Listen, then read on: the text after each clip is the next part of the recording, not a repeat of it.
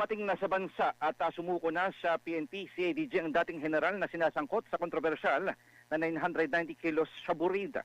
Sa konfirmasyon mula kay PNP spokesperson Police Brigadier General Jean Fajardo, mag-alas 5 ng madaling araw kanina dumating sa NAIA Terminal 1 si dating PNP Deputy Chief for Operations Lieutenant General Benjamin Santos. Sa pakikipag-ugnay ng Super Radio DCWB, sinabi ni Fajardo na sinundo si Santos ng mga tauhan ng CIDG at mismo na si CIDG Director Police Brigadier General Nicolas Torre III pa ang sumundo. Dito inahain ang kanyang warrant of arrest sa paglabag sa Section 92 ng Republic Act 9165 at diniretso na rin siya sa booking procedure.